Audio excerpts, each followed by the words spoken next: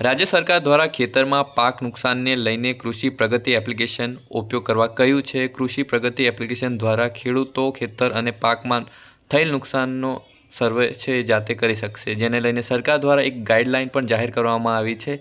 जो केवी रीते कृषि प्रगति एप्लिकेशन द्वारा तमारे जाते सर्वे करवानो छे अने वळतरनो लाभ तमारे लेवानो छे।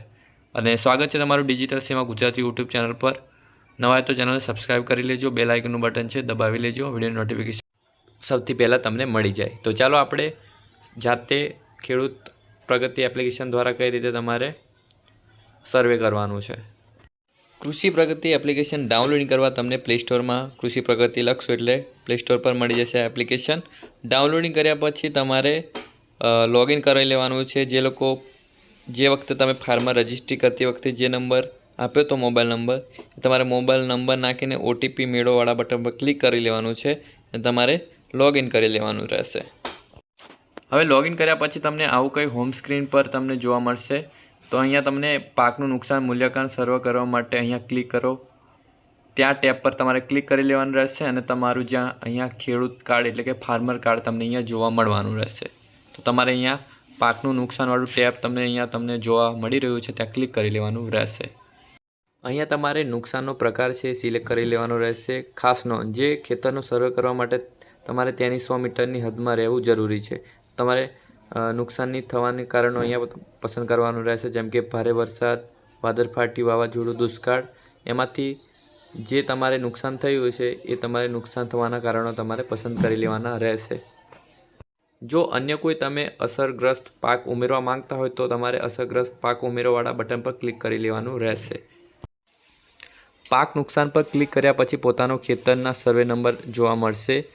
અહીંયા તમને મૂલ્યાંકન શરૂ કરવાવાળું ટેબ દેખાઈ રહ્યું છે, જેમ કે નુકસાન થયેલી ખેતરનું સર્વે કરવા માટે જે તે સર્વે નંબરની બાજુમાં લાલ કલરમાં જણાવેલ મૂલ્યાંકન શરૂ કરો તેના પર તમારે ક્લિક કરી લેવાનું રહેશે।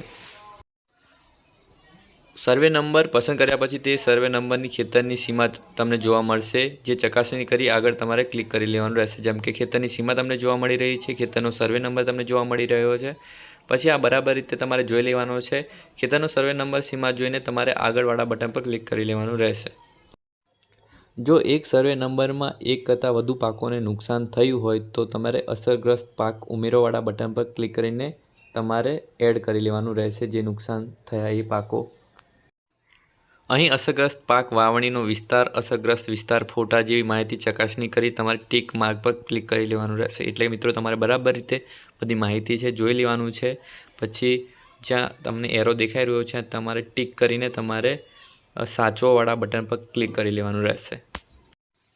અસરગ્રસ્ત પાક ઉમેરો પર ક્લિક કર્યા પછી નીચે દર્શાવેલ પ્રમાણે તમારે વાવણી લાયકાત, લાયક વિસ્તાર, અસરગ્રસ્ત વિસ્તાર અને તેના ફોટો લેવાનો રહેશે। જેમ કે નુકસાન થયેલો પાક ઉમેરો, પછી વાવણી લાયક વિસ્તાર ઉમેરો, પછી જો પાકનું નુકસાન આખા ખેતરમાં થયું હોય તો, જો પાકનું નુકસાન ખેતરના અમુક ભાગોમાં થયું હોય તો એની બધી માહિતી તમારે અહીંયા આપવાની રહેશે અને તમારે અહીંયા 2 ફોટો લેવાના છે।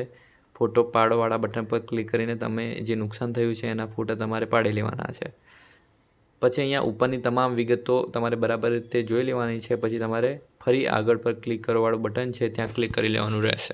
આવી રીતે તમે કૃષિ પ્રગતિ એપ્લિકેશનને ડાઉનલોડિંગ કરીને પોતે જાતે સર્વે કરી શકો છો અને પોતાનું વળતર છે લઈ શકો છો। તો આઈ હોપ કે તમને વિડીયો સારો લાગ્યો હશે। વિડીયો સારો લાગ્યો તો વિડીયોને શેર કરી, ચેનલ પર નવા હોય તો ચેનલ સબસ્ક્રાઈબ કરી લો।